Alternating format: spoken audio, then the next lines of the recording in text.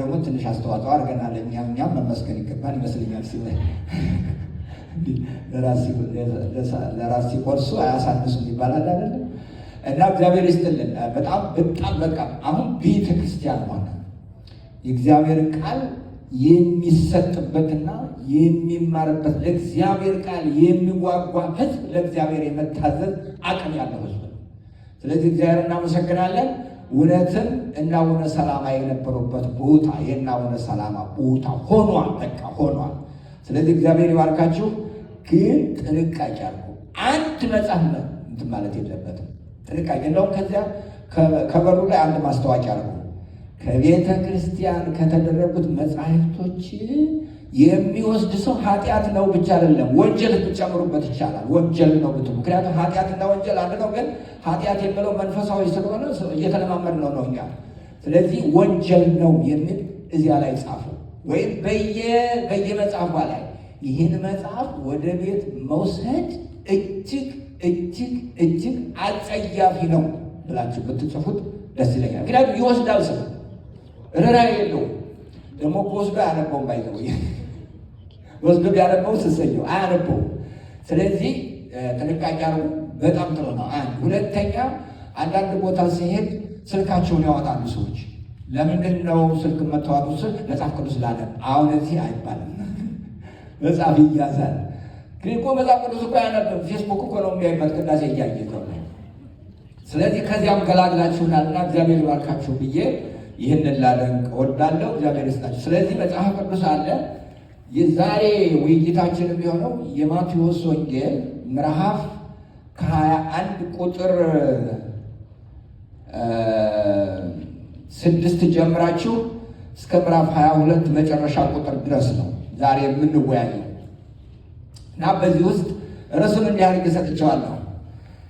የሚያምኑትን የማይኖሩ አማኞች፣ የሚያምኑትን የማይኖሩ አማኞች ወይም ዓላማቸውን መኖር ያቃታቸው ሕዝቦች ልንለው እንችላለን። የሚያምኑትን የማይኖሩ አማኞች ወይም ራዕያቸውን ዓላማቸውን መኖር የማይችሉ ብለን ልናስቀምጠው እንችላለን። ስለዚህ ይሄ እኛም ልንሆን እንችላለን እና ጌታችን መድኃኒታችን ኢየሱስ ክርስቶስ ይሄ ትምህርት የተሰጠው በነገራችን ላይ የደብረ ዘይት ትምህርት የተሰጠው ጌታችን መድኃኒታችን ኢየሱስ ክርስቶስ የሆሳዕና ቤተ መቅደስ ገብቶ ቤተ መቅደሱን ካጸዳ በኋላ ማክሰኞ ቀን ነው የተሰጠው። ለዚህ ነው ዛሬ ጀምረው ያልኩት። ስለዚህ እሁድ ነው ጌታችን ማታ የገባው፣ ሰኞ እና ማክሰኞ ነው ይሄ ትምህርት የተሰጠው። ከዚያ በኋላ ጌታችን ኢየሱስ ክርስቶስ ትምህርት አልሰጠም በአደባባይ። ማክሰኞ የመጨረሻው ትምህርት ነው። እኔ ጋር ናቸው። ስለዚህ የዕለተ ምጽአት ትምህርት የክርስቶስ የመጨረሻው የፍርድ ትምህርት ነው። ስለዚህ ከዚያ በፊት ግን እነዚህ ወደ 3 ነው 4 ያህል ነጥቦች አማኞቹ እንዴት እንደሳቷቸው የሚያሳይ ነው። ዛሬ እንደኛ ይሄ ይሆናል። ስለዚህ መጀመሪያ ጌታችን ኢየሱስ ክርስቶስ ቁጥር 6 ስታነቡ ደቀ መዛሙርቱ ሄደው ኢየሱስ እንዳዘዛቸው አገኙልና ቁጥር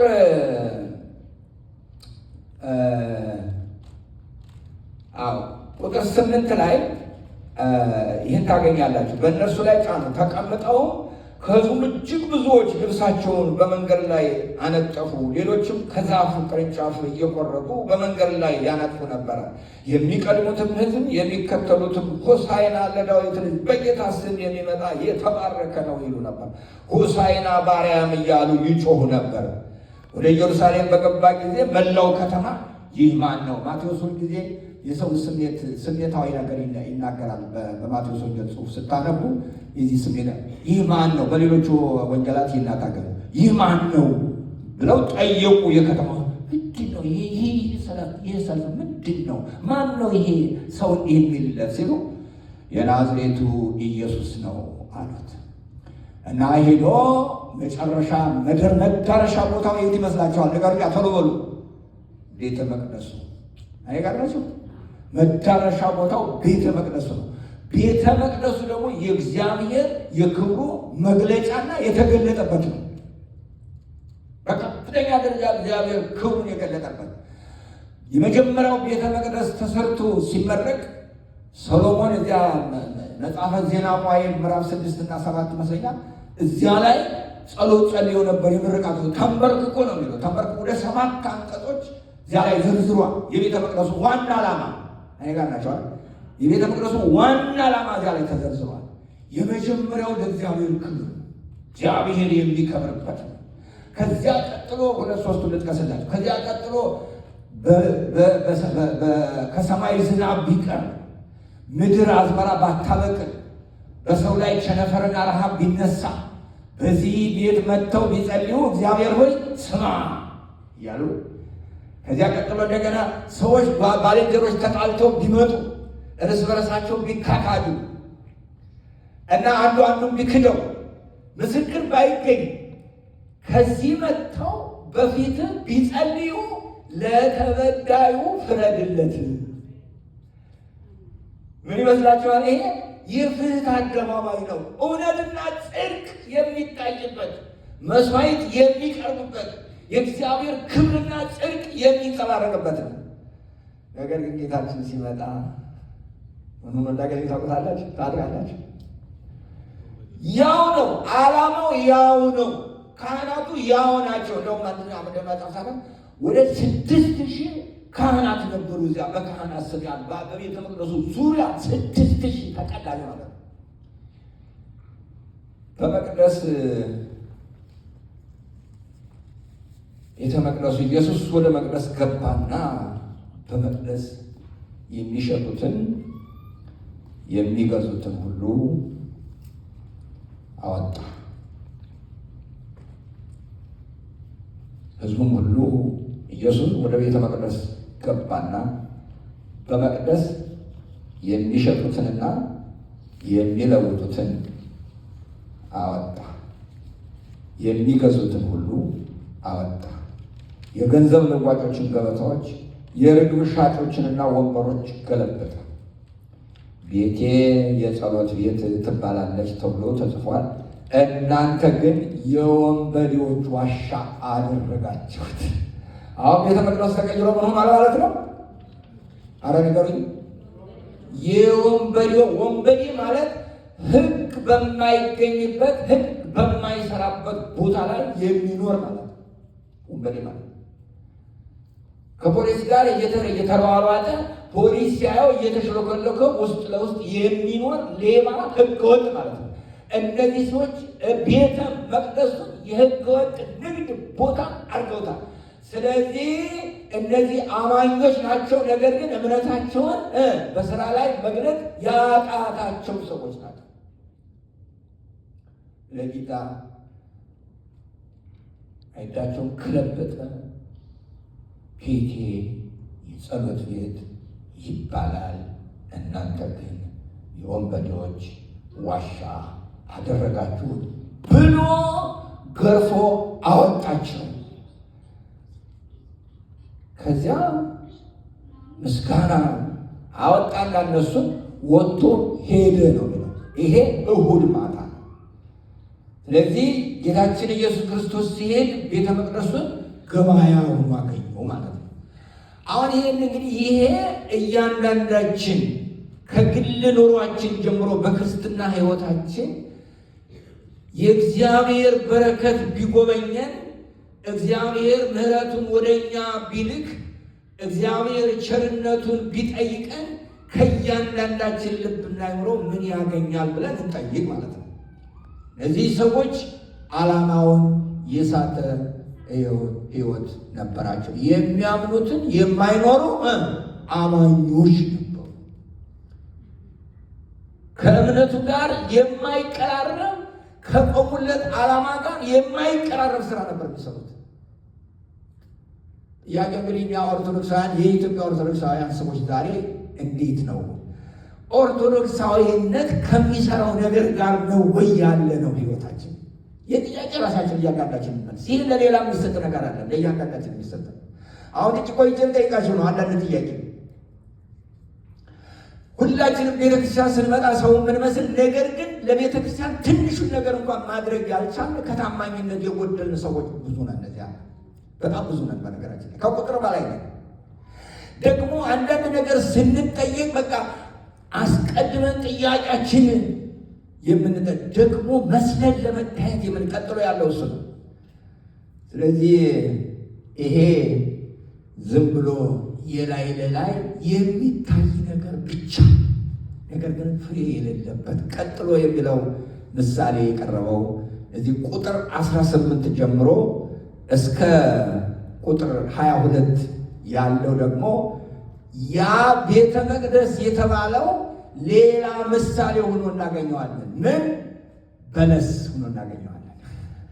ያ ቤተ መቅደስ የተባለው አሁን ቤተ መቅደሱ ሲያወጥ ሁሉ ነገር አለው። እዚህ ቤተ ክርስቲያን ይህን ከውጭ ሲታይ ምንድን ነው? ይሄ ከውጭ ሁሉም ሰው ሲያየው ምንድን ነው? ቶሎ ብሎ ንገሩ። ቤተ ክርስቲያን ነው አይደለም? አዎ፣ እዚህ ሲመጣ ይሄ ነው የሚታይ። ስዕሉ፣ ቤተ መቅደሱ፣ ሁሉ ነገር ያምራል።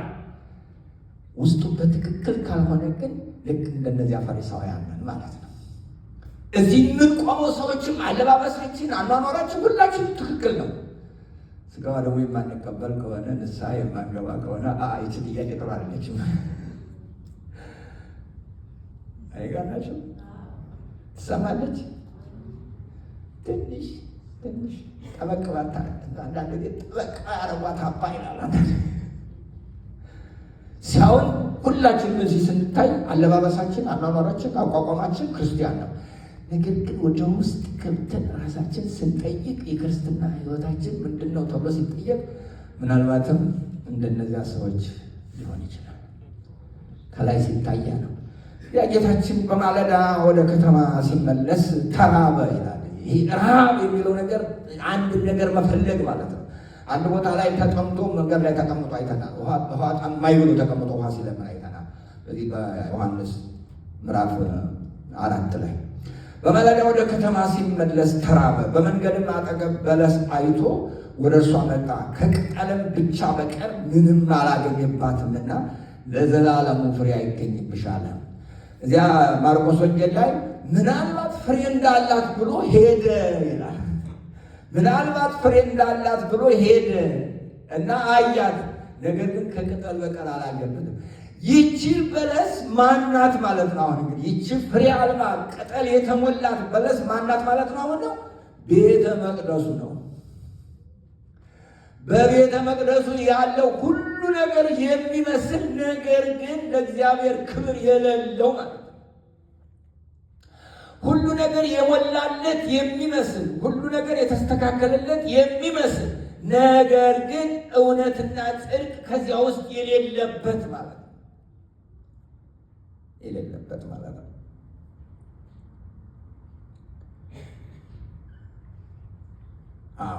እዚያ ማለት ነው። ነገሩ ጥያቄ ጠይቀው ነበረ መጀመሪያ እነዚህ ሰዎች። እንዲያውም ጥያቄ ብቻ ብየዋለሁ። እነዚህ ሰዎች ይህንን ተችሉ ጥያቄ። በነገራችን ላይ ይህንን መቅደስ የማጽዳት ስልጣን ማን ነው የሰጠህ ብለው ጠይቀውታል። ማን ነው የሰጠህ? ያ አታላዮች አይደሉ እነሱም ብለው ጠይቁ። እሱ ማን ነው የሰጠህ? ጥሩ፣ እኔ ሌላ ጥያቄ ጠይቃችሁና እናንተ መልሱልኝ፣ እኔ ደግሞ የእናንተ ጥያቄ መልሳለሁ አለ።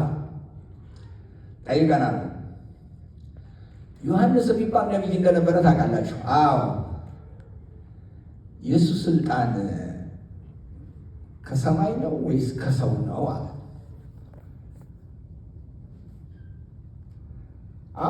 ሲያዋቸው ካህናት ይመስላሉ፣ እውነተኞች ይመስላሉ፣ ግን አይደሉም። ስለዚህ የሚመልሱት የፖለቲካ መልስ ነው።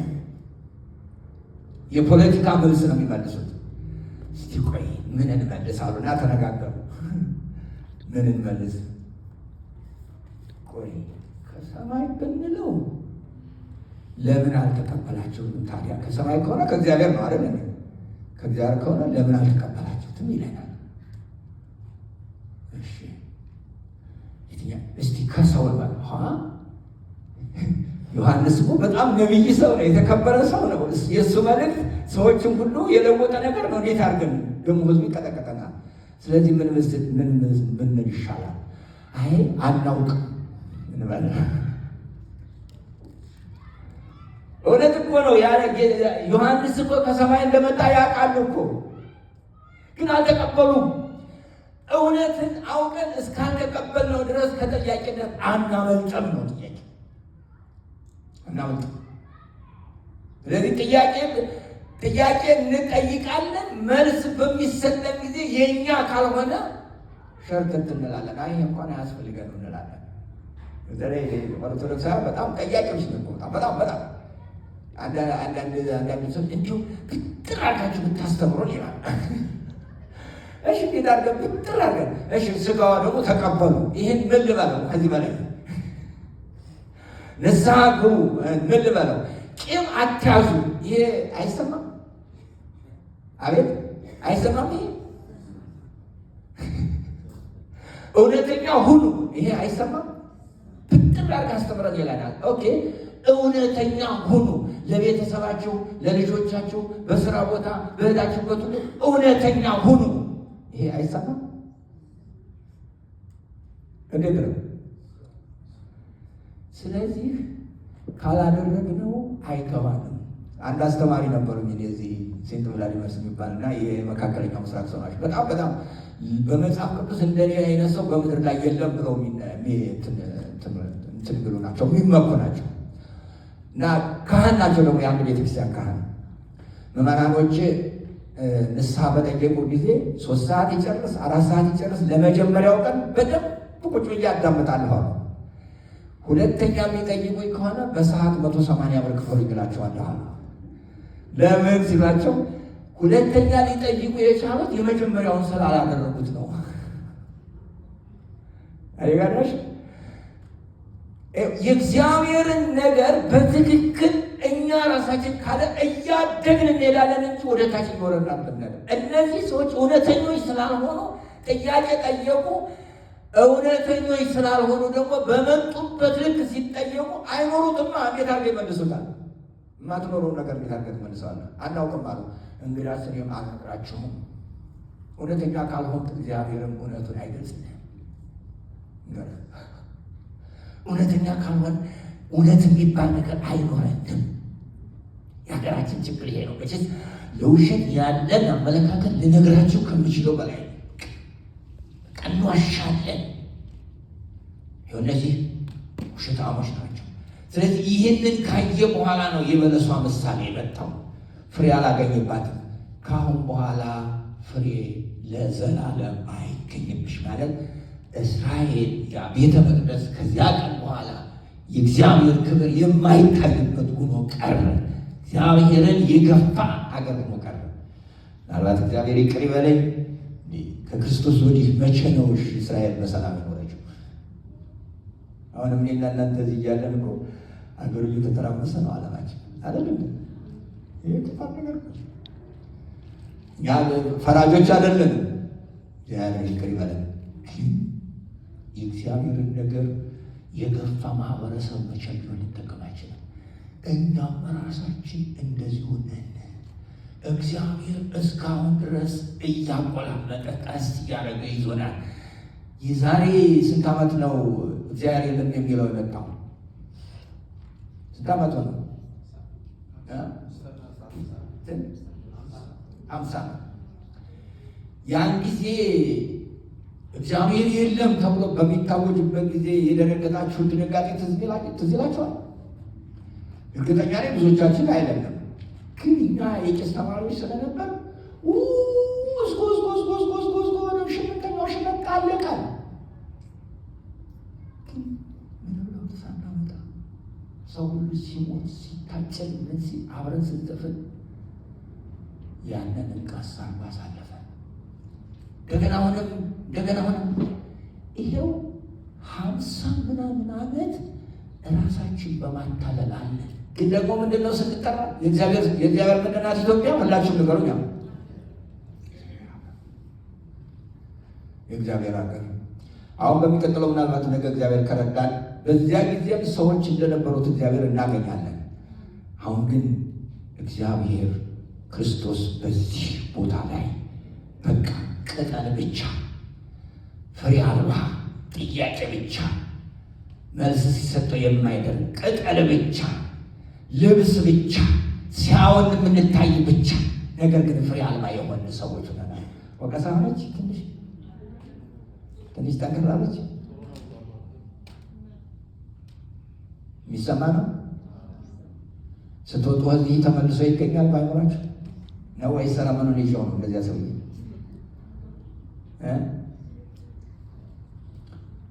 በለሲቱ ያን ጊዜውኑ ደረቀች። ደቀ መዛሙርቱም ይህን አይተው በበለሲቱ ያን ጊዜውኑ እንዴት እንደደረቀች ብለው ተደነቁ። እዚህ ላይ እምነት ነው የጠየቀው ጌታ። እምነት ቢኖራችሁ ከዚህ በላይ ታደርጋላችሁ። የሰናፍጭ ቅንጣት ታህል እምነት፣ ትክክለኛ እምነት ሲኖር ያ ትክክለኛ እምነት ስራ ያሰራል። አይገራሽ? ያ ትክክለኛ እምነት ከውስጥ ነው የሚመጣው። የጽድቅ ነገር ያመጣል። የፍቅር፣ የሰላም፣ የይቅርታ ልብ ይሰጣል።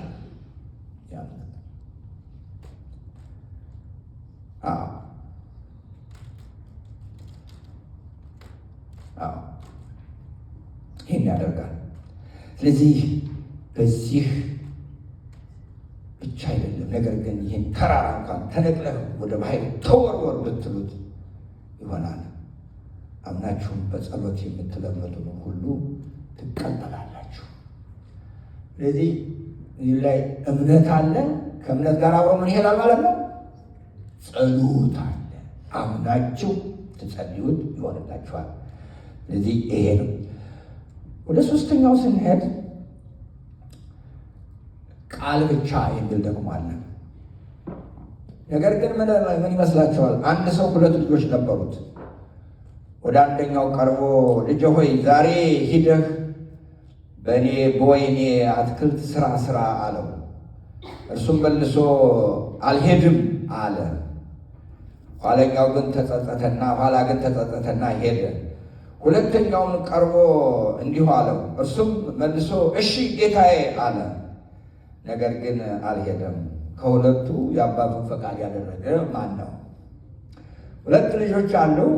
ሁለቱ አንድ አይነት ትእዛዝ ነው የታዘዙት። አንዱ መጀመሪያ አይሆንም ለማለት ሞከረ። ነገር ግን ተጸጽቶ ሄደ እና አባቱ ያደረገውን የአባቱን ፈቃድ አከናወነ። ሁለተኛው ግን እሺ አለ። አፍ ብቻ ያልኩት ይህን ነው። እሺ አለ፣ ፈቃደኛ መሰለ። ነገር ግን አልሄደም።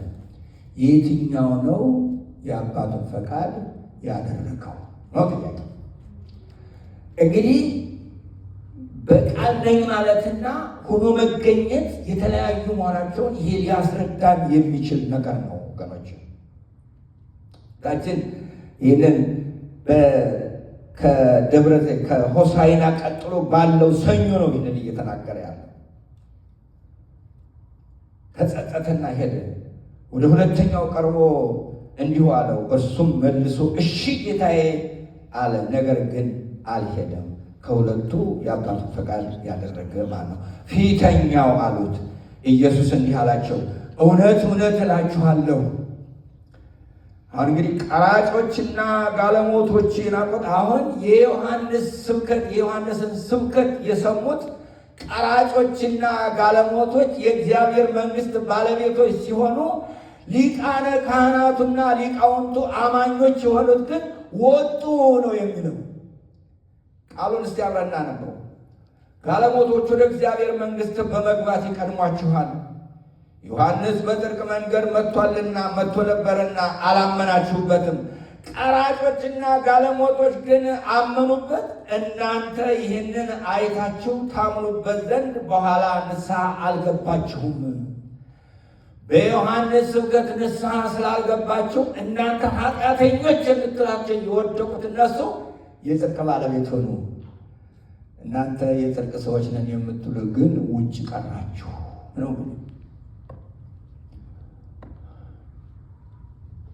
ይሄ እኛ ኦርቶዶክሳውያን ልናስብበት የሚገባ የዛሬው ጊዜ ትምህርት ነው። የወቅቱ የዛሬው የኔና የእናንተ ትምህርት ነው ሊሆን የሚገባው። ምድራችን ሀገራችን ዛሬ በብዙ ጭንቀት ውስጥ ነው ያለ ነው። ክርስቲያኖች ያስፈልገናል ዛሬ እውነተኛ የሆኑ ክርስቲያኖች፣ የእግዚአብሔር ክብር የሚፈልጉ ክርስቲያኖች ያስፈልጉናል ዛሬ። በዚህ ዘመን ወገኖቼ በእውነት ከልባችን ሆነ በእግዚአብሔር ፊት ጽድቅንና እውነትን ከልባችን የምናነባበት ጊዜ ነው። በየቀኑ የምንሰማቸው መርዶች ይቀፋሉ። እኔና እናንተ ከዚህ ስለተቀመጥ ምንም ላይ መስለን ይችላል። ነገር ግን በአንድም ሆነ በሌላ የሚያልቀው ሕዝብ በረሃብ፣ በቸነፈር፣ በጠቅላላ በምድሪቱ የሚደረገው መከራ ከምንሸከመው በላይ ነው። ለዚህ የኔና የእናንተ በጽድቅ ሆኖ በእግዚአብሔር ፊት በንስሐ መሄድ እጅግ በጣም ወሳኝነት አለው።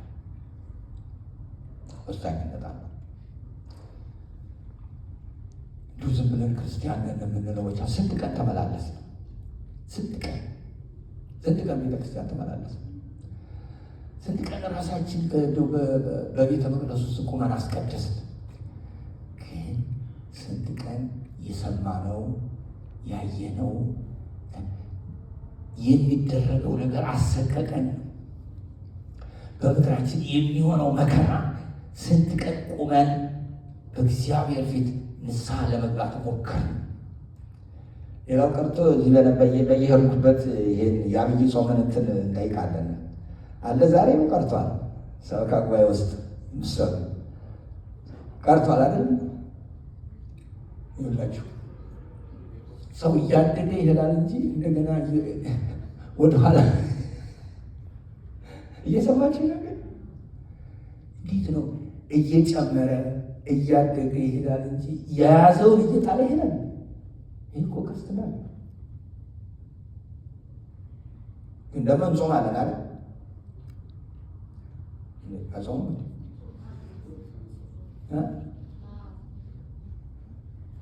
አጾሙም እንዴ የማይጾም አለ? ውስጥ ትጾማላችሁ? ምናችሁን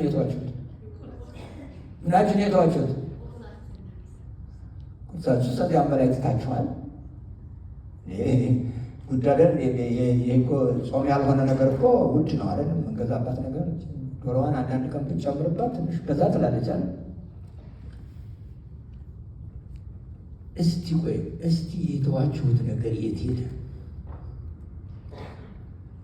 ነው? ወይስ ቃል ብቻ ነው የምናወራው? ወይስ ክርስቲያን ነኝ ብቻ ነው? እርግጠኛ ነኝ ይሄን የለበር ነው ትሉኝ ያላችሁ። እርግጠኛ ነኝ አሁን ከውስጣችሁ ይህ ስንት ቀን ሲነግረን ኖረ ልትሉ ትችላላችሁ። ካላደረጋችሁት ሚሊየን ጊዜ ያስፈልጋችኋል። ካላደረግነው ሚሊየን ጊዜ ያስፈልገናል። አያችሁ፣ ምናልባትም ምንም ነገር የማይጾም ሰው ሊቀድመን ይችላል። የ2 ቀን የ3 ቀን ምሳውን ጠቅልሎ ለተራበ ሰው መግቦ ሊሆን ይችላል። እርግጠኛ ነኝ። እኛ ግን ክርስቲያን ሆነን እና ደግሞ ለእግዚአብሔር ክብር ብለን የተውነው የምስጋና የዚህ መንፈሳዊ መስዋዕት አድርገን የሰጠነው የጾም ነገር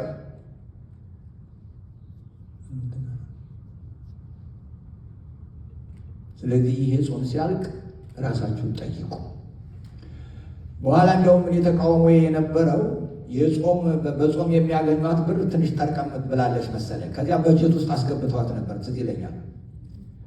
በጀት ውስጥ አስገብተዋት በጾም ይህን ያህል እናገኛለን የምትል ትዝ ይላቸዋል። እዚያ ውስጥ አስገብተዋት ነበር። እኔ እንደዛ አይደለም ያልኩት። እኔ ያልኩት ስትራቡ ቁርሳችሁን ስትተው እርቧችኋል። ያ ረሃብ ለተራቡት ተካፋይ እንድታደርጉ ነው። ቅድም በወንጌሉ ላይ ጌታ ሲናገር ነበር፣ እንደ ተራቡ እንዲሄዱ አልፈልግም ሲል ነው። እናንተ ቁርስ ነው የተዋችሁት፣ እኛ ቁርስ ነው የተውነው። ነገር ግን ምሳም ቁርስም እራትም የማይኖራቸው ሰዎች አሉ። የተውነው ነገር ለእነዚያ አካፋይ እንድንሆን ነው።